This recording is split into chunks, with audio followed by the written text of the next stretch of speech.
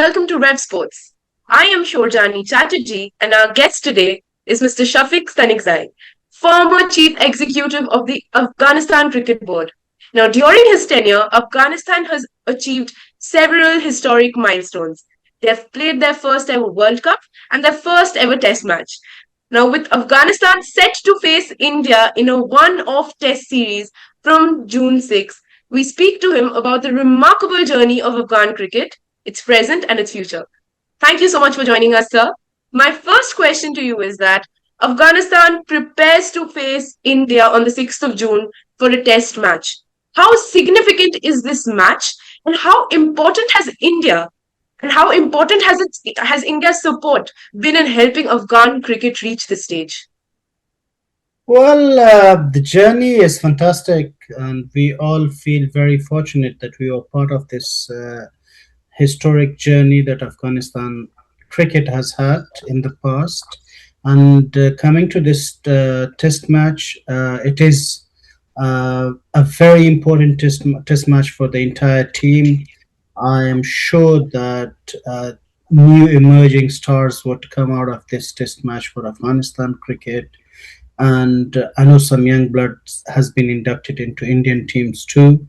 So I wish them all the very best. And coming to support of BCCI, yeah, indeed, BCCI is always helpful to Afghanistan cricket. When I took over as the chief executive of Afghanistan Cricket Board, I remember I was interviewed by the president of the country on Friday, announced as chief executive on Saturday, and had a breakfast meeting with His Excellency on Sunday morning. And the one thing that I have asked him, that if he could convince India diplomatically through cricket diplomacy, because I have always valued cricket diplomacy quite a lot while I was leading the organization, to convince BCCI through cricket diplomacy to support Afghanistan. And I vividly remember I was in Scotland at the CMA in June. There was an annual general meeting of the ICC, and I received a call from His Excellency that he told me that he has conveyed my message to Prime Minister Modi, and he will be announcing a direct support to Afghanistan cricket. And that's when our relationship started with the BCCI. Mr. Anurag Thakur was heading the entire cricket at that time, and he was an instrumental force and a very good friend to me and to Afghanistan cricket. And that's when Afghanistan and India cricket relationship has started. And the first major breakthrough was to get a home ground in India, and also inducting Rashid Khan and Mohammad Nabi at the IPL. Those were the time that nobody has seen Rashid Khan or Muhammad Nabi somehow, but nobody has seen Rashid Khan at that time on the television. But yes, I've shared their videos with the talent scouts, and finally they got their places at the IPL. And I also remember that Anurag Thakur calling me that before even the auction, that Shafiq, the good news for you is that some of your players will be at the IPL. So, sir, in the near future, do you think that the ties will get stronger? Well, the ties are stronger. You know what? Afghanistan and India, as a nation, we have a strong bond, and we respect each other quite a lot. We value each other's, and the friendship between the players, Indian and Afghan players, are great on and off the field. Their interaction on and off the field is wonderful. And via cricket, I will take politics aside because I'm not a politician, but cricketing ties will remain the same. But so if you look at India's cricketing model, what are the aspects and what are the areas that Afghanistan cricket model could borrow from India? Well, the grassroots cricket, the infrastructure system, and the grassroots cricket player development pathways are something that Afghanistan cricket can copy. The passion like both nations are very passionate cricket loving nation, and in terms of participants, yeah, we were not heavily a heavy populated nation, but if you consider as a ratio in terms of participation, we are quite same. Like I can easily say that we have almost 1.4 million participants playing cricket in the Afghanistan, and almost 30 to 33 million people following Afghanistan cricket team religiously. So copying Indian domestic structure in some ways that suits Afghanistan would be a better uh, uh, copy to be. But so, given Afghanistan's limited test schedule, how do you keep the players invested in the format? And do you believe that the team can become a consistent and a competitive test nation in the years ahead? I would say that Afghanistan Cricket Board has lost its way Okay. because we have started really well. If you remember, we are the only nation who won their second.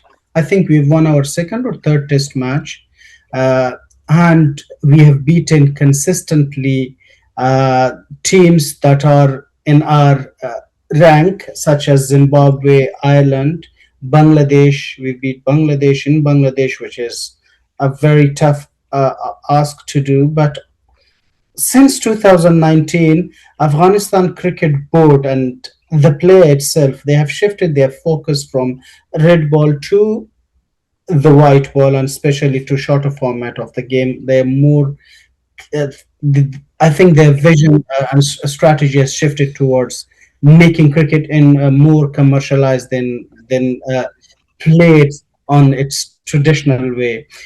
The potential coming to a potential Afghanistan can be a world beater in Test cricket. We have such wonderful talent pool.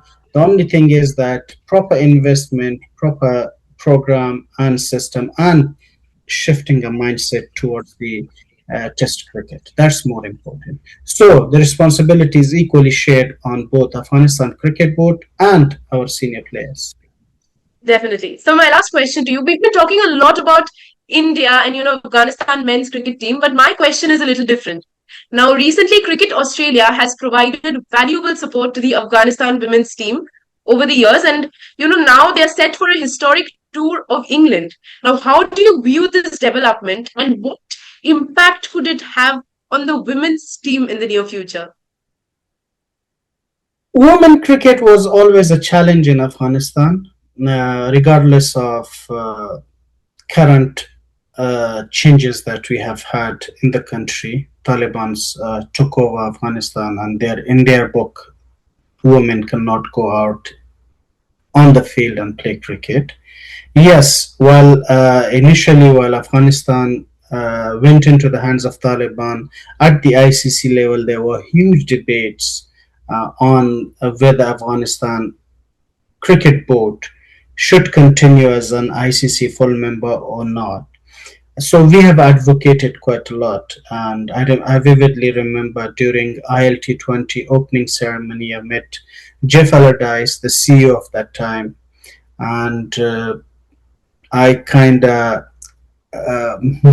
oh, mocking would be not a nice word, but I've told him that, man, like, what's cooking behind the scene? Because as a chief executive of the ICC, you've interviewed South Africa, pointing out that Afghanistan Cricket Board not having women cricket, and the next day Cricket Australia is announcing that they don't want to play Afghanistan.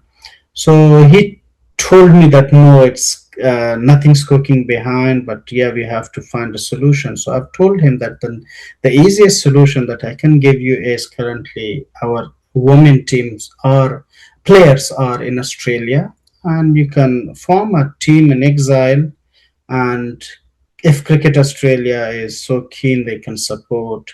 But I'm so happy that JSHA, BCCI, Cricket Australia, and I think England is also taking some part, that they came into a one page, and they have taken that idea of mine into a serious consideration. And right now, we do have a woman in exile Regarding their future, I can't say much, but I just wish them luck and well wishes to them. With the T20 World Cup approaching, we really hope that, one day we will see the Afghanistan women go out there and play. But on that note, thank you so much for joining us today, sir. It was a pleasure talking to you. Please stay tuned to Revsportz. Thank you so much, sir. Thank you. I appreciate it.